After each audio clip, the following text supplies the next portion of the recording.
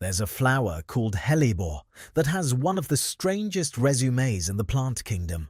It poisoned an entire city's water supply in ancient Greece. It was used by medieval witches to summon demons. It was sold as a potion for invisibility, and today you can buy it at any garden centre and plant it outside your front door, which most people do without having the faintest idea what they're actually bringing home. Before we get into the dark history, it's worth spending a moment with the plant itself, because Hellebore is genuinely unusual, even before you get to the mythology and the warfare. Most flowering plants bloom in spring or summer, when it's warm, when insects are active, when the world is ready for them. Hellebore has decided that this is someone else's problem.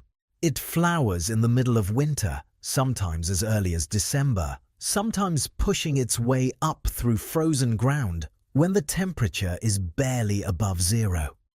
The reason for this is actually quite clever.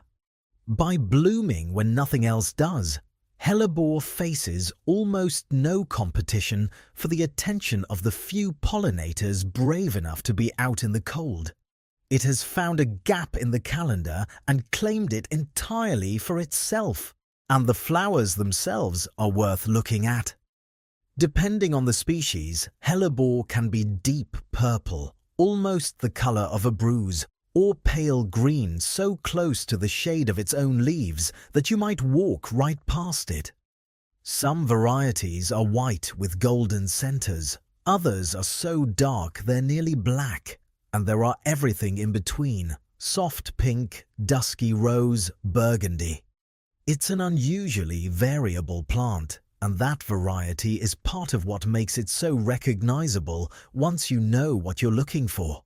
What every variety shares, though, regardless of color, is that every single part of the plant is toxic.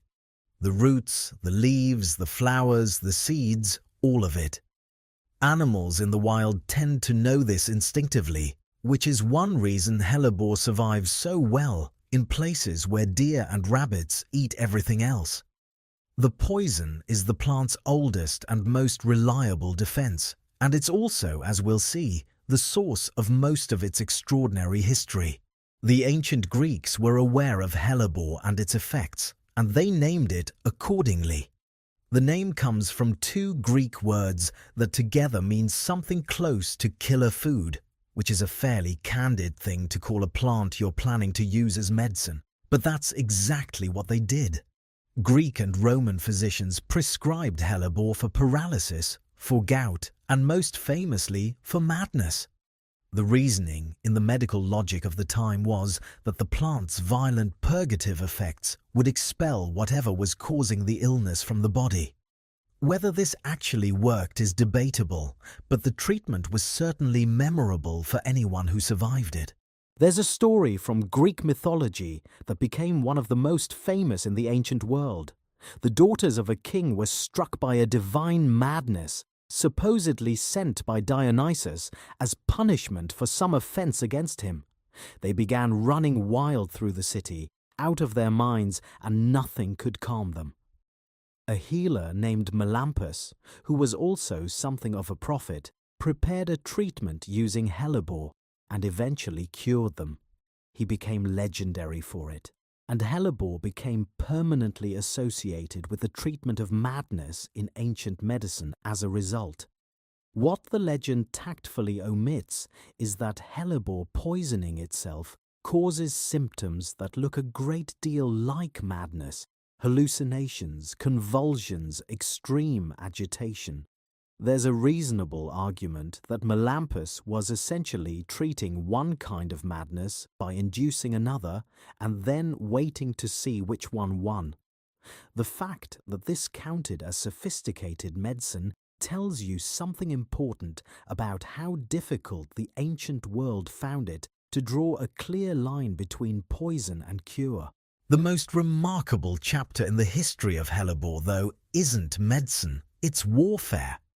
In the early 6th century BC, a conflict broke out between an alliance of Greek city-states and a city called Kira, which controlled the main road to the oracle at Delphi. Kira had been robbing and attacking pilgrims on their way to consult the oracle, which was considered one of the most sacred places in the Greek world, and the other city-states had finally decided to do something about it. They surrounded Kira and laid siege to it. The siege dragged on. The city's walls held, its people endured, and the attackers began looking for another approach. According to ancient accounts, they discovered a hidden underground pipe that was supplying the city with fresh water. And this is where Hellebore enters the story. One version of events says the attackers cut the pipe first, letting the city go without water for long enough that the people inside were desperate with thirst. Then they restored the flow. But now the water was full of Hellebore. The people of Kira drank without suspecting anything, and the effect was rapid and devastating. The defenders became so violently ill they could no longer man the walls, and the city fell. Kira was captured and the entire population was killed. This happened in 595 BC, making it one of the earliest documented cases of deliberate water poisoning in military history, essentially chemical warfare, more than 2,500 years before the term existed. There's a detail attached to this story that makes it even more unsettling. The doctor who reportedly suggested the idea of poisoning the water was an ancestor of Hippocrates, the physician who would later write the oath beginning, "First, do no harm." Some historians have wondered whether it was precisely this family history that drove Hippocrates to establish that principle. A guilt so old it got written into the foundation of medical ethics. By the Middle Ages, Hellebore's reputation had taken a turn into territory that's harder to categorize as either medicine or warfare. It had become, in the minds of many people across Europe, a plant of genuine supernatural power, and not the comfortable kind. Ground into a fine powder and scattered in the air, it was believed to render a person invisible, and there are accounts of sorcerers using exactly this method to move undetected through enemy lines. Whether this worked is left as an exercise for the listener. The same powder was used in rituals of exorcism, the idea being that inhaling it would cause such violent sneezing that any evil spirit residing in the body would be expelled along with everything else. Given that the powder was also highly toxic, this was a procedure with a significant failure rate, and if the patient died, the standard explanation was that the evil spirit had simply proven too strong. Hellebore was an ingredient in witches' ointments, sold as a fountain of eternal youth, and associated in astrological tradition with Mars and Saturn, the planets of conflict and darkness. Medieval healers used it, alchemists referenced it, and it turns up in records of Faustian rituals and ceremonial magic throughout the period. And yet, running alongside all of this, there was a completely different story. The white-flowered variety, known as the Christmas rose, was said in Christian legend to have grown from the tears of a young girl who had come to see the infant Jesus but had no gift to bring. She wept in the snow outside the stable, and where her tears fell, these flowers appeared.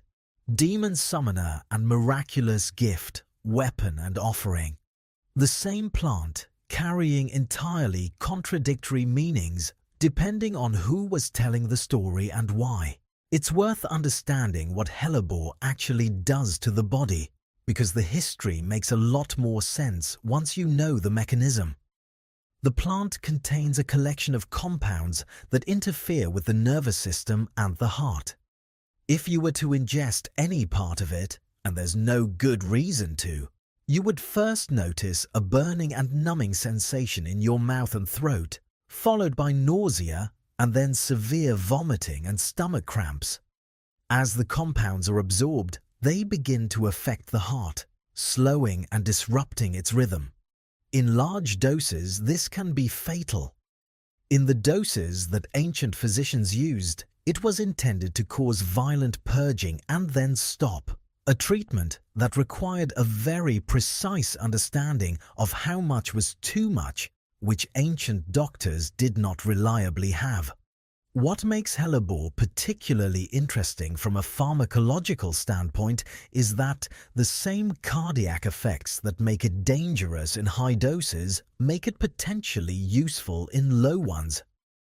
Today, compounds extracted from the roots of certain hellebore species are used in medicines for heart conditions. The same basic action that made it a poison is now carefully controlled and measured, keeping hearts beating steadily. The line between poison and medicine, as hellebore has been demonstrating for 2,500 years, is almost entirely a question of dose. The final irony in hellebore's history is perhaps the most quietly remarkable of all.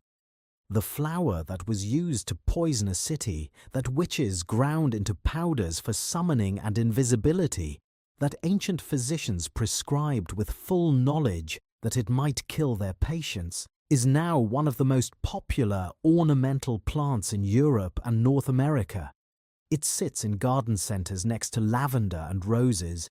People buy it because it's pretty and because it flowers in winter when the garden needs color. It gets planted in front gardens, in children's play areas, in hospital courtyards. Almost nobody who plants it knows any of this. They see a flower that blooms when other plants don't, in colors that are unusual and beautiful, and they buy it.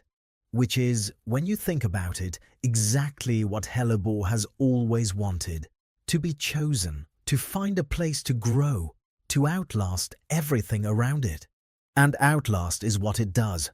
Hellebore is an ancient genus, and individual plants can live for 25 years or more in the right conditions. It has been growing in the landscapes of Europe and Asia for millions of years, through ice ages and wars and the rise and fall of every civilization that ever tried to use it for something. The Greeks who poisoned Kira are gone. The medieval witches who burned its powder are gone. The healers who prescribed it for madness are gone. Hellebore is still flowering every January, indifferent to all of it. There's something almost comforting about that, if you're the kind of person who finds comfort in the persistence of plants. This quiet, toxic, historically overachieving flower has been here far longer than we have and will almost certainly be here long after we're done. It doesn't need our stories about it. It was growing before we started telling them, and it will keep growing after we've stopped.